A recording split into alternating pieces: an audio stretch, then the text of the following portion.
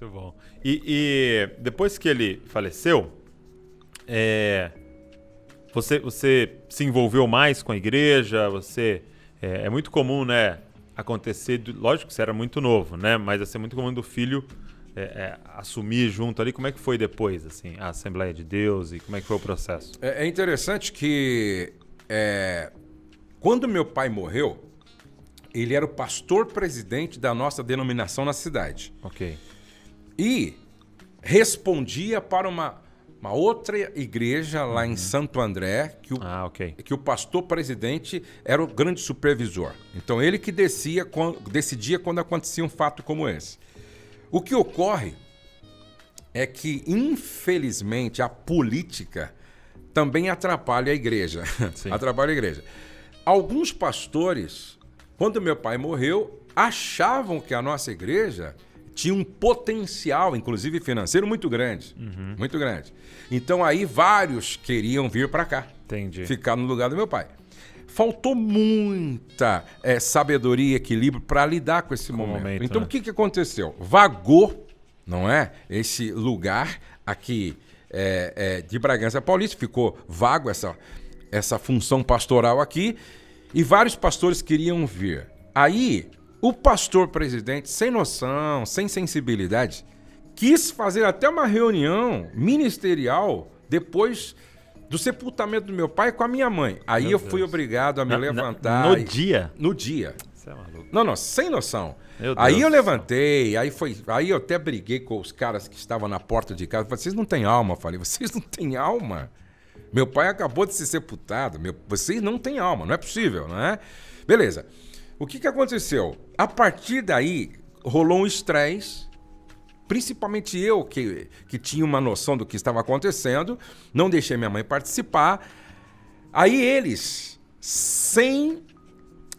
não, naquela época, infelizmente, não pagaram o sepultamento do meu pai.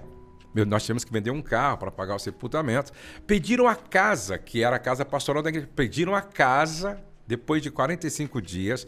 Minha mãe teve que voltar para Santo André, pagando aluguel, usando o recurso de um seguro que o meu pai tinha feito. Meu pai morreu, o Bradesco pagou aquele seguro para minha mãe. E aí começou uma grande batalha, não é? Uma viúva de um pastor vivendo sem ser apoiada pela igreja.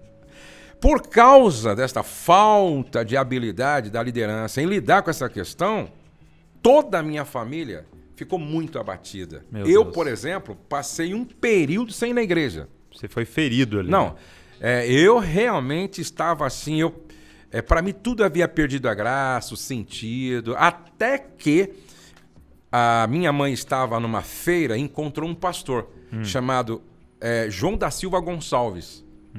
Não conhecia esse homem, ela conhecia, e ele conhecia minha mãe, mas eu nunca tinha visto esse homem. Aí ela contou a história pro pastor João. E aí ele disse assim, aí ela disse, faça uma visita pro meu filho. Pô, meu filho tem ministério, meu filho tem um chamado lindo e tal. Meu filho tá muito triste, faça uma visita. Eu já estava casado nessa época, e ele, recém-casado, e ele foi lá em casa. Eu lembro como se fosse hoje, ele entrou na nossa cozinha e ele era gago. Ele era gago? Gago, ele era gago, E aí ele conversando com a gente e tal, e foi falando, muito amor, foi falando, e meu filho, você vai voltar para casa. E aí marcou, domingo eu quero você lá na nossa igreja. E ele nos amou tanto que eu fui.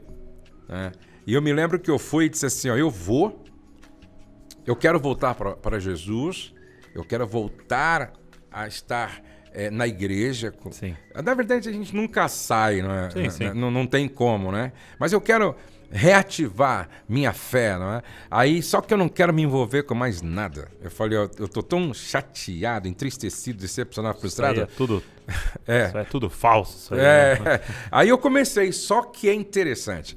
Não tem como, não tem como. Eu comecei, eu voltei para a igreja, voltei para a comunhão, voltei a tomar Santa Ceia. De repente, eu falei, Rodi, a gente podia ajudar na escola dominical. Eu estou vendo os irmãos lá com tanta dificuldade. Daqui a pouco eu já estava dando aula na escola dominical.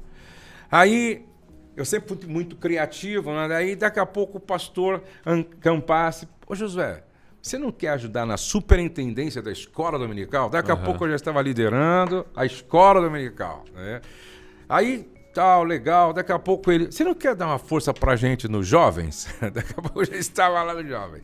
Até que aquela história que eu sempre conto da visão. Conta pra galera que essa é muito legal.